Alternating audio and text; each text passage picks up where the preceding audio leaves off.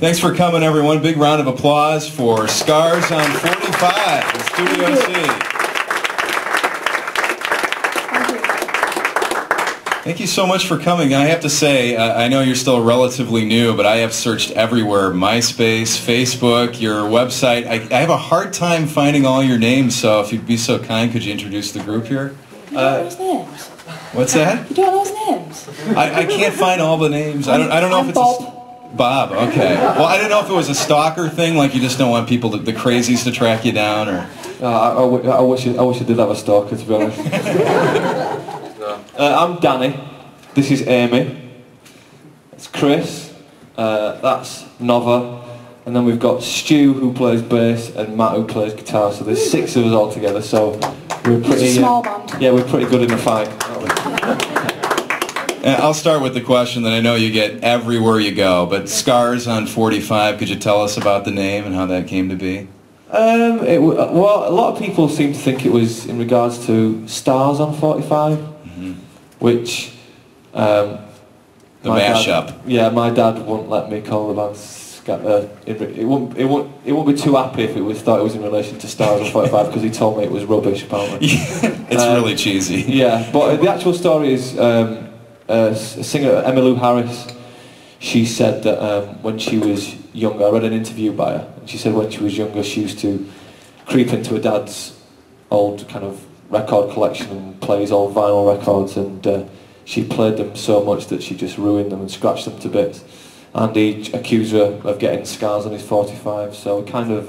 pinched it. We kind of pinched it, yeah. Well, I was going somewhere with it too, because I thought, I'm a vinyl junkie, and I thought, well, maybe it's also something to do with them being vinyl junkies, and I was all over Record Store Day, and our independent store just down the street here, I was there Saturday morning in line, and I know you guys just came down from Minnesota and you performed at a record store, is that correct? Up in yeah, it was in, you know what, you'll have to apologise because this kind of last 3 months has just become a big blur to me. I have no idea of the places that we've been to. But Record Store Day was amazing, it was, and we kind of have it in England to a little bit of an extent.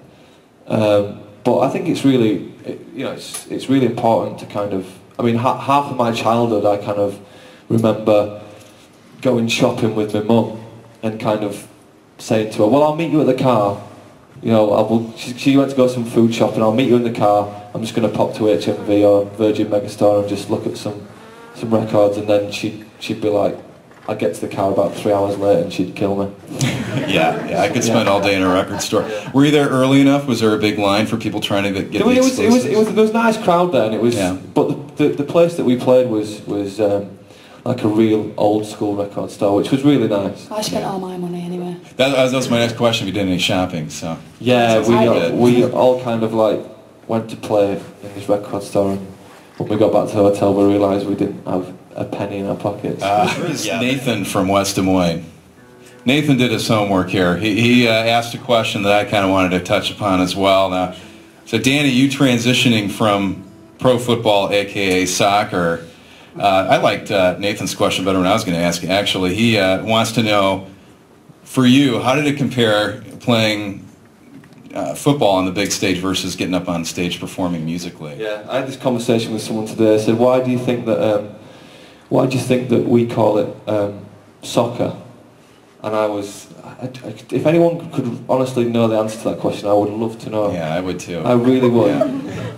But soccer was just something that I did from an early age. Kind of, I think I could kick a ball before I could walk, and seriously, I think I could. And it was kind of, my entire family was just built around soccer. So when that came to an end, I was pretty stuck really. The kind of story in the biog and people say was that I broke my foot playing soccer. And that's not technically true. The actual truth is a lot less masculine. It was actually my 2 little toes that I broke. It's true. It's true. It's true. But it's the worst pain I've ever gone through in my entire life. And so that kind of came to an end. But there was just a kind of a guitar always laying around the house, and I just kind of. It was something to fill my time up, so to speak. It was either that or I kind of just watched really bad television, and I managed to find time to do both. A lot of bad television at the time. But it's compared to being on stage. It's I mean, I get nervous, but I used to get nervous playing football, and trust me, I get nervous doing this kind of stuff. Well, I should ask you, what do you like most so far in the U.S. versus your homeland? Well, yeah, Food. The food here is so good. I mean, compared to England, I mean, like I was having this conversation with someone and saying, well, you know, the food in England is really bad, and it's like, well, all you have to do is look at our national dish. Our national dish is literally a piece of meat and boiled vegetables. That's it. Honestly, every Sunday, that's what we have. Boiled meat. It's just so big. I cannot believe how big it is. Yeah. We've literally been driving now for about 3 months. Yeah.